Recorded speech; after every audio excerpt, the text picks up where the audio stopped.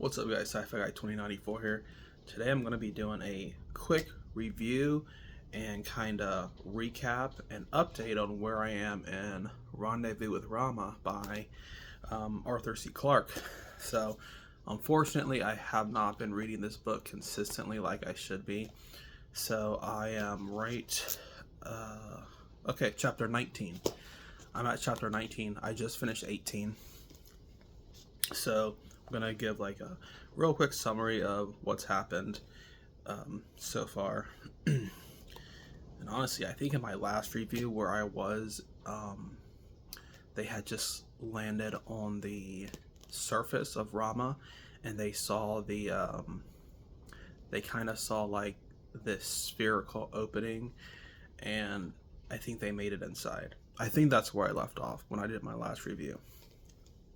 But anyway, basically, whenever they get inside of Rama, this is like this huge cylindrical ship, and once they get in, they find the hatch and they start to, open it and kind of see the inside. So basically, there's like these big stairwells, kind of big stairwells, like these huge ladders, right? And so what happens is Commander Norton and his team, they board from the Endeavor. Their spaceship is called the Endeavor, and obviously they have like lights on their helmets, but it's pitch black, right? So they're just descending, and they keep descending, and it's just like pitch black. They can't really see more than maybe a couple meters ahead of them because of their lights. And I think at certain elevations, they actually do come to areas where it's like zero gravity. So it's a very strange situation because they can become disoriented also. The lack of light and like a focal point is kind of disorienting to them. But what actually happens when this actually takes a turn and becomes pretty interesting is when they find like a level plane, and they're able to, they're actually able to, instead of like descending down these huge ladders, they're actually able to like find a level plane, and then they kind of start walking, right? Of course, it's still super dark, and there's not really much light. But what happens is they come to this lake, right? So it's like frozen, and they're just like in awe. They're like, okay, wait, like why is there a lake here in this spaceship? And what happens is they see it, and I believe because of the position of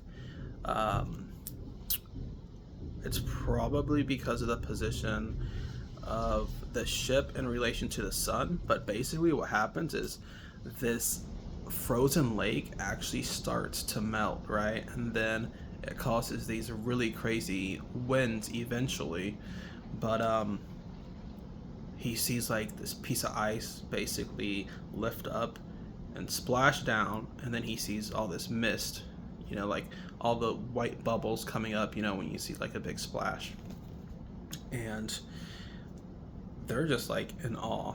So, and then they come to this other part where they see a lake that's above head, right? So they're like, wait a second, what is going on? Like, why is this lake seemingly floating in the air?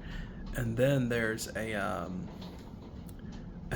like these huge lights, and Commander Norton basically has to like close his eyes because like you have like these huge lights that are like they appear on the sky, and they're actually contributing to the melting of these lakes, right? And they're just astounded because they've never seen anything like this before. Like, you got these huge giant lights in the sky that's melting these lakes. There's also like a weird lake seemingly floating in the air above head in the spaceship, right? And yeah, they're just in awe. It's like this spectacle that he's never seen before, and he's just like, this is an incredible sight. And when he was descending, he actually mentioned that he had climbed Mount Everest before on Earth, and this is like nothing compared to that. So we're talking about, I think he said like 500 meters or something whenever he was climbing or descending. So anyway, there's, again, we got some pretty huge distances in here that we're working with.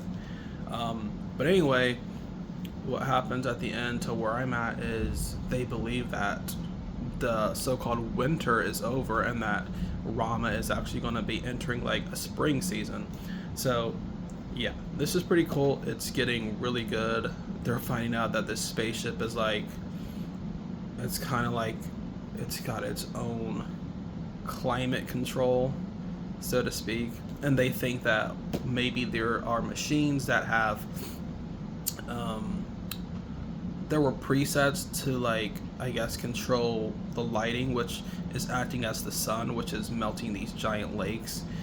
And they think it's like a self-contained biome, and that it's like set on a timer to have certain seasons at certain times. So anyway, that's kind of cool. But yeah, Commander Norton is definitely in awe of what's happening on this ship, on this ship, on Rama. So anyway, that's where I'm at in this book right now. It's definitely getting very interesting. Super good book. I would definitely recommend that you guys read this. If you're into sci-fi, obviously you should read this, but if you're kind of just like into like adventure and mystery, it's also a pretty good one. But this is required reading for me because Denis Villeneuve will be doing a movie of this. He will be doing Rendezvous with Rama after he's done with Dune Part 3. He's leaving Dune after he does this next film. He's going to let somebody else take over, and he's going to be doing other things. First project, I believe, will be Rendezvous with Rama. So yeah, this is required reading for you guys that are Denis Villeneuve fans.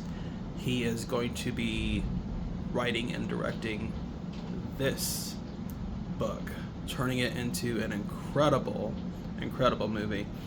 I just know it's going to be fantastic. If you guys have not seen Arrival, directed by Denis Villeneuve, starring Amy Adams, Jeremy Renner, and I believe his name is Forrest Whitaker, then definitely watch that because that's a super interesting one too. That's the 2016 movie. It's when these 7 weirdly shaped ships come on Earth all across the globe, and they're kind of just hovering there. And then all the governments around the world have to figure out the language of these creatures and try to determine like what they're here for. Are they malicious? Are they benevolent? What do they really want? Who are they? Where did they come from? You know. So definitely watch that one. It's called Arrival from 2016, and yeah, you won't be disappointed if you watch that movie. You're gonna love it. There's no action in it, but it's not about action. It's a very intellectual movie, so to speak. There's a lot with linguistics and obviously some other concepts out there are in that movie. But yeah, definitely check that one out. And like I said, Rendezvous with Rama is a very good read. So make sure you guys either pick this up on a Kindle, ebook, or find it at your local Barnes & Noble, or go to Amazon, order it on Amazon, eBay, whatever. But make sure you buy this book somehow, digitally or physically, and read it. It is, let me see, so this book is 249 pages. Oh no, it's not. It's just the, okay, so they have an interlude. So if you're counting the interlude, it's 252. But I don't read this consistently, otherwise I definitely would be done by now. But anyway, Rendezvous with Rama. Make sure you guys pick this up and start reading it. It actually goes by pretty fast. A lot of the chapters are short, and you can read a few of them at a time, and you can kind of enjoy it at your own pace. Obviously, like I said, I haven't been reading this consistently, or I would be done with it. But it's very interesting book. I can highly recommend this one to anybody out there.